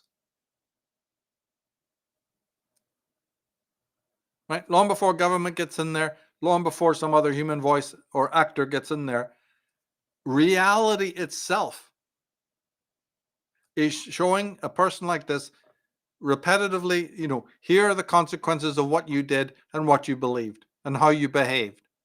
Do you like it? And so at a given point in their lives, there will be some change. Now the question is, can society wait for that? You see? And the answer is probably no. And then given that the fact that a lot of these lunatics are boomers in their 60s and 70s, somebody could argue back, but Michael, look, the people that you're talking about who might undergo a change, I think they do exist, but they're far and few between. And I would have to say, yeah, I think you're right, given what we've seen. So this is an infection. This is a psychosis. More psychology is required, and people also then need to have their own moral compass and to put things on a moral footing. Now, one other area, because of the events with Charlie and the assassin creature, I can also apply what I've just said, just to give you another concrete example, is that too often the talking heads on the media will take any of these people, like the madman who killed the girl, like the freak that opened fire on the kids in the church, right? Like the Luigi Mangione and all of these types. And especially when the defense lawyers get involved, obviously one defense and fallback position is that they call them mentally diseased. And the level of psychological ignorance in America is so utterly profound, like I've been saying from day one, that you'll even hear the conservative pundits quite casually and often repetitively giving a diagnosis of these types of personalities as being mentally diseased. You'll hear it verbally. Mentally deranged, mentally diseased. Now, this is already utterly false and is one of the largest con games that the world has ever known. The idea that you can be mentally diseased. The term means nothing, and there is no such phenomena. Yet the whole of psychiatry and big pharma is based on it. And most people use this shibboleth. Okay? And this is where then I talked about academics earlier on. Now I'm talking about doctors, physicians, and the psychiatrists and the psychologists. They're all in on this. So what we're trying to do is dig down to find the depth of the delusion that is there, so that, this is the soil from which other monstrous things grow. If you could fathom the fact in your life that there's no such thing, not even close, as mental disease. You can have physical disease. You can have a diseased liver.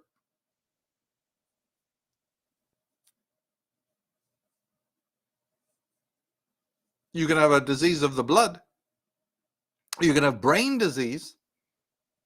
But how can you have mind disease? Mental disease? One could argue that there is hardly any greater fallacy abroad in the world, especially one that has as much traction and as much billions behind it.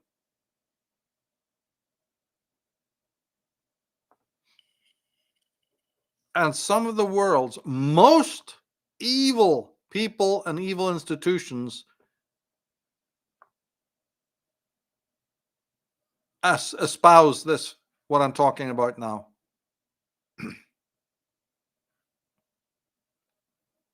No. But if I take away the psychiatric shibboleth of mental disease, what do I put in its place? Well, you mentioned my psychic vampirism work earlier on, psychicvampirism.com. I explain it there and in other places. You have moral depravity.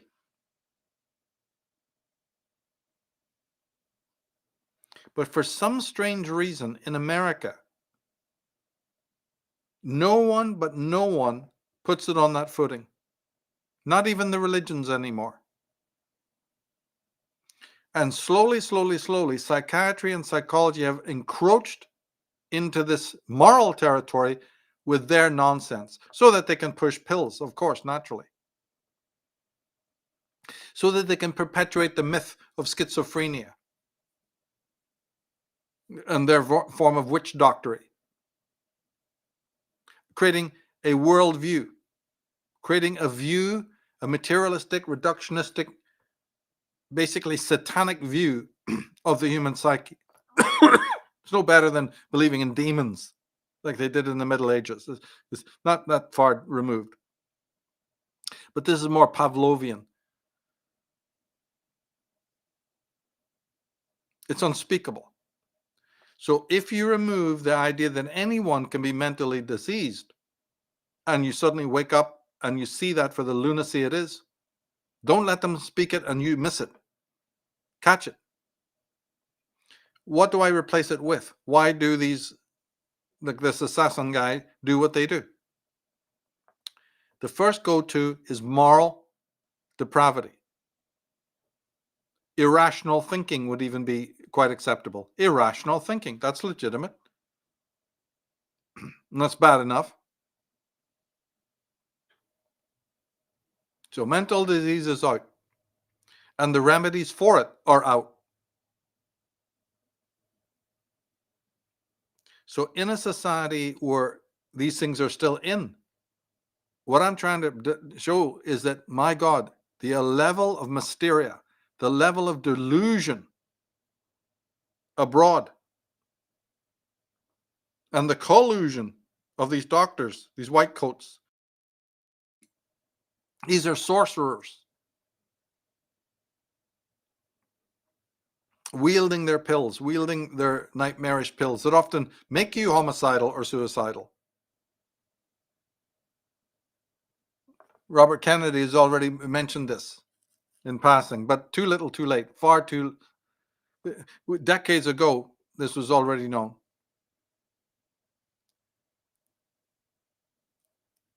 So it's a combination of reasons, but the basic thing is America accepts the fallacy, the utter chimera of mental disease, and in doing that alone, have fallen for the greatest con that the human mind could ever even deal with. It's really up there. And it's worse because once you bite down on that, your focus is not on the true story of the moral culpability and derangement, that there are malingering people in the world. There are evil people in the world. You've moved away from this. And you will suffer the ultimate consequences of that, which is what goes to the heart of everything that's happening all through time.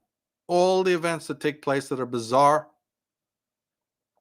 and just unthinkably evil, they're not being rooted in evil anymore. People have not understood what evil is and what violence is and where it's rooted. Like we talked a little bit about psychosis, self-hate, self-loathing, all of that. We didn't even get into adultism and parenting and other things we could add into the mix here, right? But I just wanted to address this because it's going to come up. It already has. The moment that somebody does something like this, they're telling you that there's an option that he might be mentally diseased. And that itself is a disease, to think like that. Now, these are the head honchos. These are the people that we turn to every day, the journalists, the media people. Never, ever, ever, ever, ever will you hear anybody contradict that. No Dr. Phil is ever going to put you right. They'll all bite down on it. They've all got pharmaceutical money in their pockets. It's one of the most cancerous things, most evil things. And mothers and fathers are handing over their own children on a daily basis to this leviathan of evil, which is based on a lie, a fallacy, a deep one. No, there's moral culpability, and we need to recenter ourselves and gain insight into that and call a spade a spade. And we've done podcasts on that, which we can recommend. The myth of mental illness is one of them on Unslaved. And there's enormous amount of links and other, things that go along with that podcast. That's one I can think of. And we've touched on this as well. So this is another very, very important one. It's come up again. He's had pundits on TV immediately bringing this up. And it's a path to nowhere.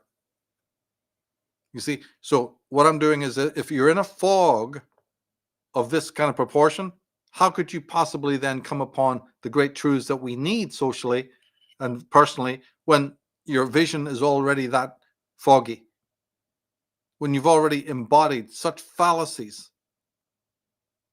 and such irrational lunacy? Doesn't that weigh you down? Isn't that going to inhibit and impede your progress towards sanity and light and truth? So again, glad I got a moment to speak about that. I'm so glad you brought that up. We won't do the whole thing on this, but I was just thinking about how it becomes a really easy get out of jail free card, avoid personal responsibility, by either giving the argument that, oh, this guy was possessed by a demon and the demon made him do it. Another entity flew in from the cosmos into his mind and made him do it, like some kind of alien body snatchers thing. That's the theological types that are accusing this elsewhere, so that he himself, the pure one who was just hijacked by another entity that made him do it. The devil made me do it, Sam Berkowitz, right? Like all these people, some of the voices in my head did it. Something else possessed me to do it. Not my own thoughts, not my own self-hate, not my own personal responsibility. We're not going to talk about the freedom of the mind. We don't believe in free will anymore, right? We got Sam Harris and all these other people telling us free will is an illusion, guys. It's been pumping through the airwaves all this time.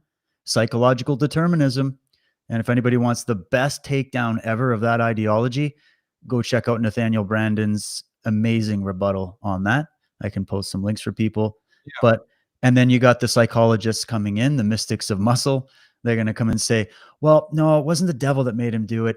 It was a disease. It was some kind of pathogen that made him do it. It got hold of his brain and turned him into a lunatic that wanted to kill somebody because he was offended by what he said or whatever. And both of those scenarios, the mystics of spirit and the mystics of muscle, are lying through their teeth to everybody, are going to give no personal responsibility to those who do evil. And you wonder why those who do evil run the frickin' show and are running around in the streets without any resistance. Well, it's because of our belief system about what is evil.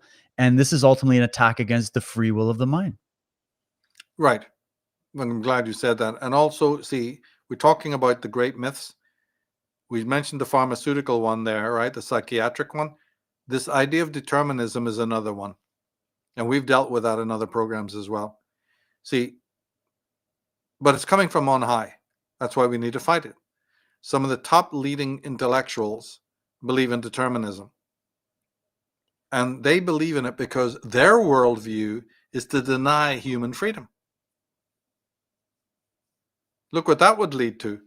Isn't that a form of communism? Doesn't that lead to totalitarianism? You better read your Solzhenitsyn then, if you doubt it. No, the answer is it is freedom that creates the restrictions, and when our lives are determined, it's a byproduct of being free. So they have it run the wrong way. See, from the existential point of view, you're so radically free. In fact, the true existentialists say that your essence is freedom. If you have a thing called an essence, it's really that you are a completely, utterly free being with radical freedom. But there's a strange quirk. And you think that the highest intellectuals would know what I'm going to say now, but they don't. None of them do.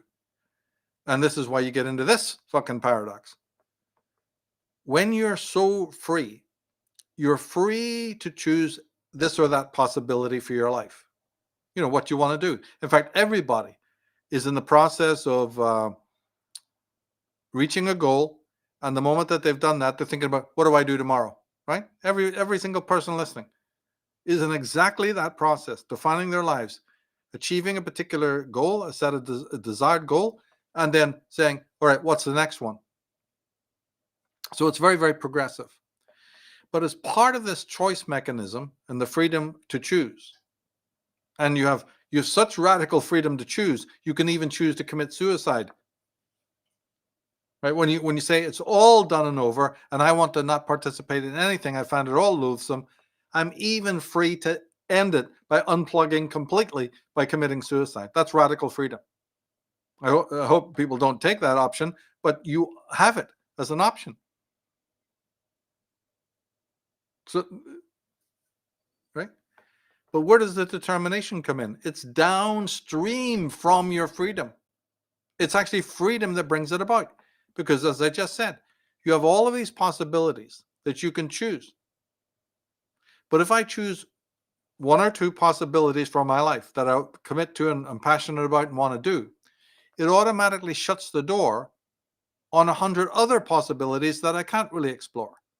And this is the same thing where it comes to vocation or career. If I want to be this, I can't really be that. Or at least I can't be that expertly. So now, because of the choices I made through freedom, I find that as a consequence of that, I have limits imposed upon myself through freedom. So get the point? The determinism is a byproduct of being free. Why has it taken so long for that simple fact to... You've had whole philosophical movements that have explained this in detail.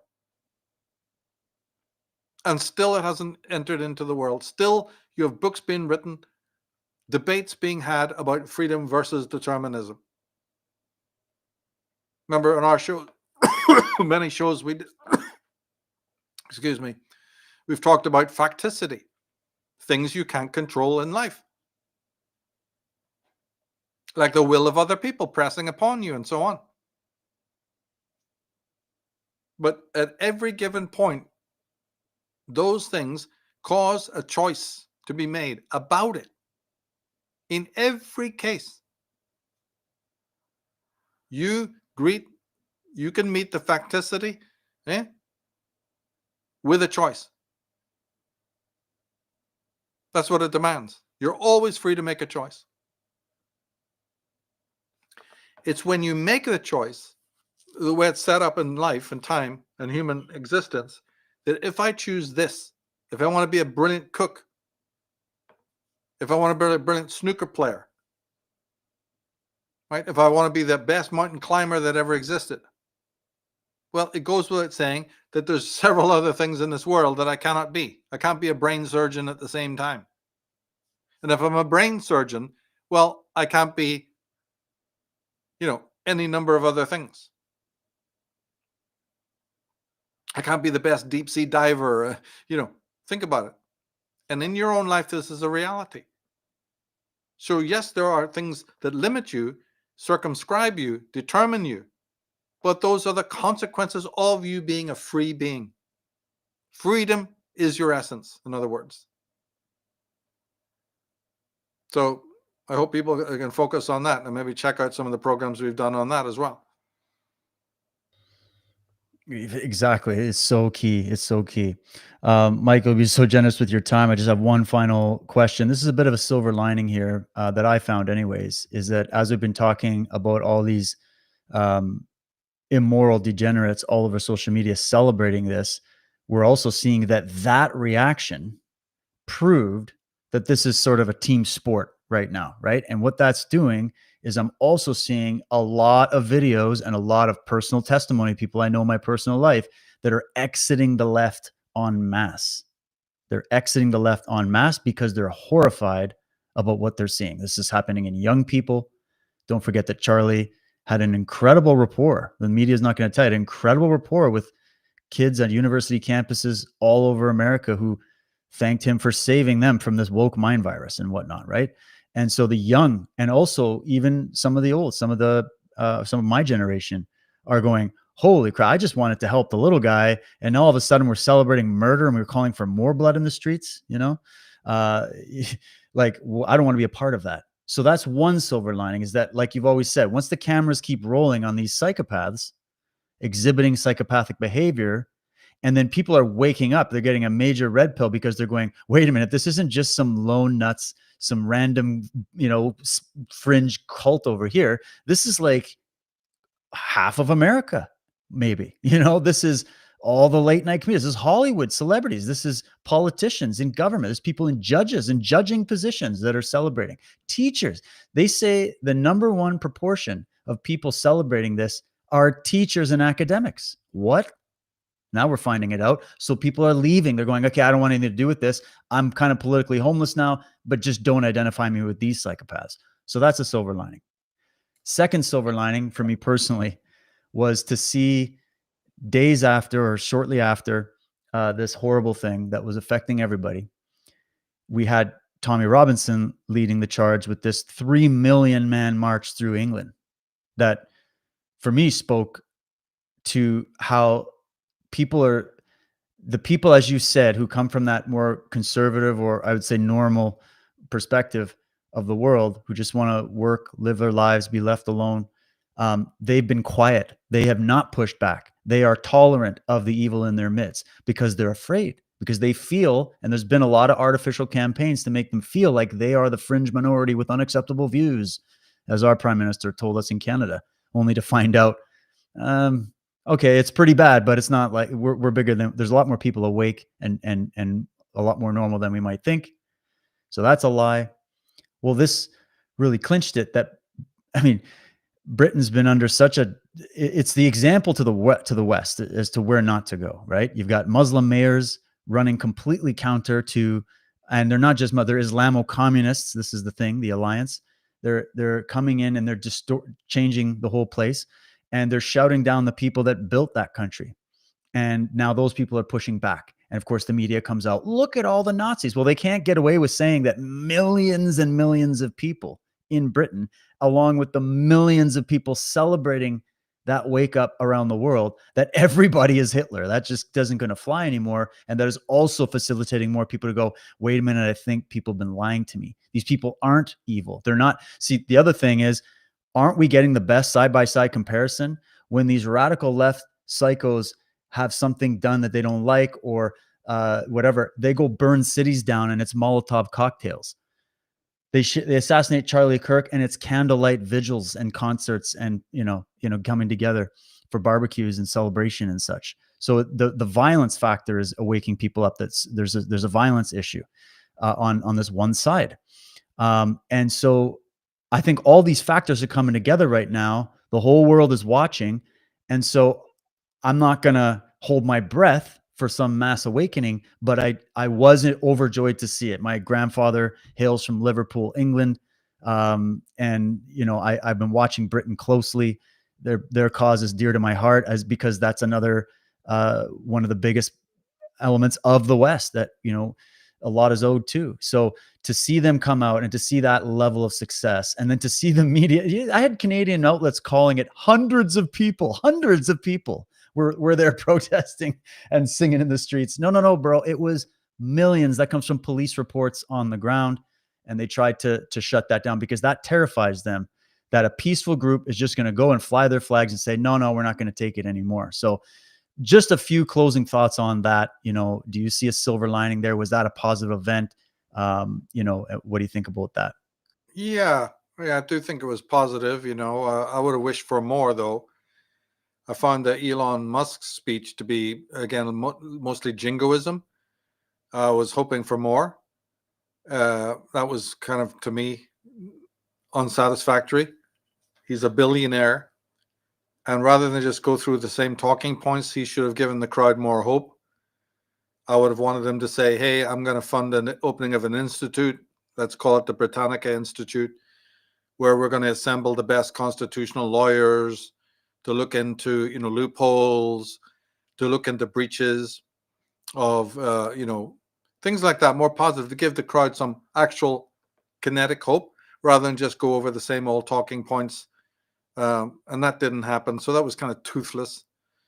because I'm no big fan of, big massive get-togethers. They often allow people to blow off steam so they can work in the opposite direction as well, right? In which people think, I went on that march, or I bought a bumper sticker, and now real change has taken place. Look at in America, Donald Trump is still talking about 600,000 Chinese people that he wants to be coming in to work. They still got this H-1B visa issue going down, where, again, more immigrants to come in and take the top jobs. I mean, what's going on with that? It's like you get some positive move forward, and then you get ludicrous policies on the other side. And it's the same in Britain. Nobody's pushing back at these mayors. Nobody's looking into the law of it. And so, although it is, see, you can be optimistic, because the optimist is a person who sees opportunity in every difficulty, whereas the pessimist sees difficulty in every opportunity. Then you have to ask, how can these two people live together? And maybe they can't. You see how it works? Maybe We might there's even need something both. where, we have both. We have both.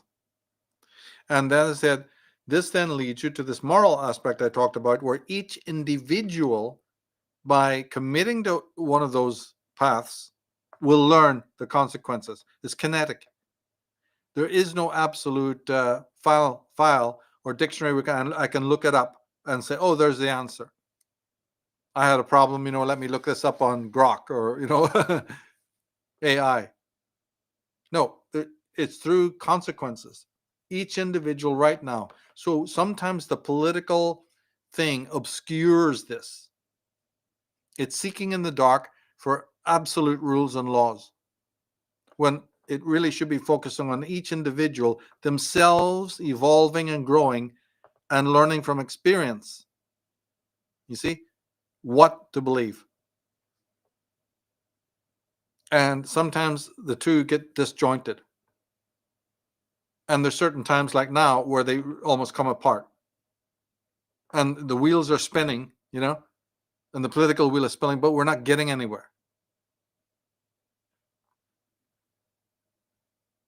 So you've got to say to yourself, all right, hasn't there been enough optics? Like you're talking about England, right? Right. Look at the carnivals, Notting Hill. Look at the other obscenities. Look at the robberies. Look at the gypsyite behavior of the immigrants. Are you telling me there's not enough for the public already to know that we need to scrub this? And since Brexit, it's even got worse. Because, the retaliatory forces say, oh, we'll fucking teach you for that. You try to break away from our UN control, the black nobility don't let you go, right? So they flood you even with more immigrants. Well, look at this Keir Starmer guy who's meant to be conservative, who they thought, he's on our team. Turns out he's as radical as all the others. What did I say in the beginning? There has never been a conservative party. It's only in name only. And this goes for both sides of the pond. There's no such thing. You don't have anything that even remotely looks like a conservative wing in the original sense. Every single gain, every single success of this rabid, psychotic left has been courtesy of the so-called right.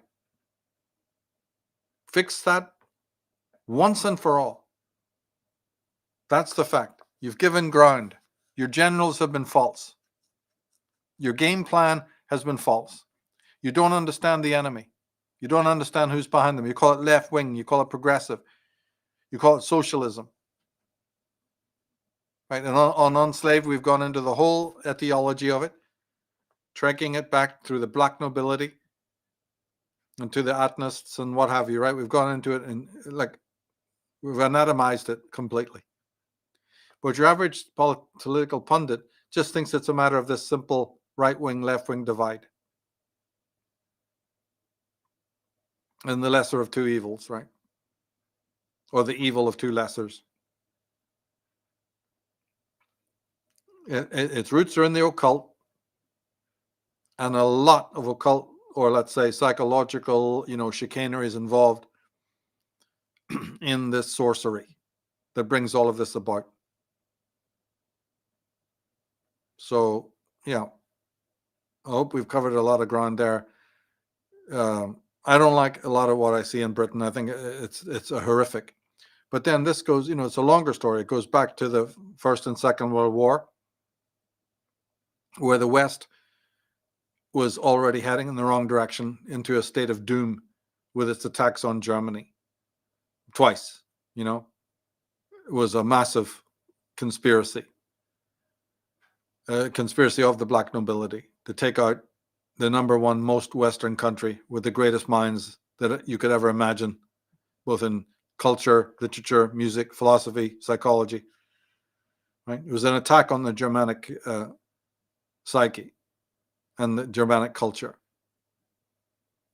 And it was successful both times. So we got a British-French,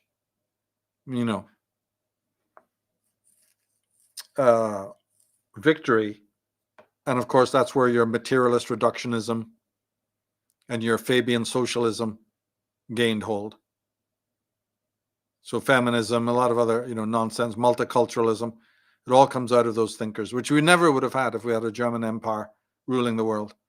And the German empire was a benign one. Completely benign empire, unlike anything. Not to be confused And it with was taken the down. Nazis.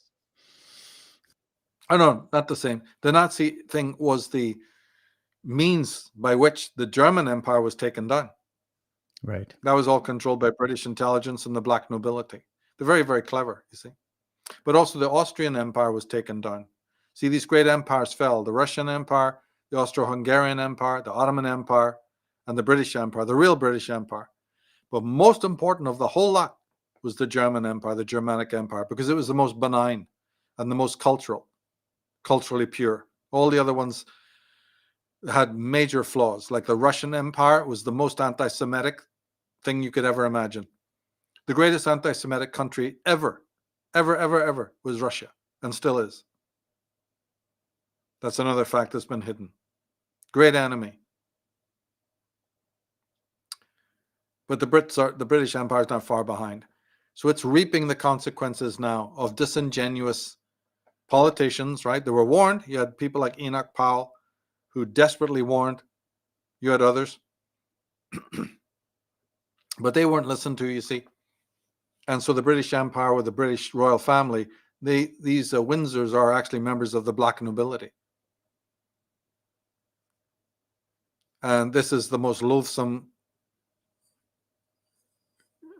call it sect or cult, that the world has ever been, the most satanic in the true sense of that word.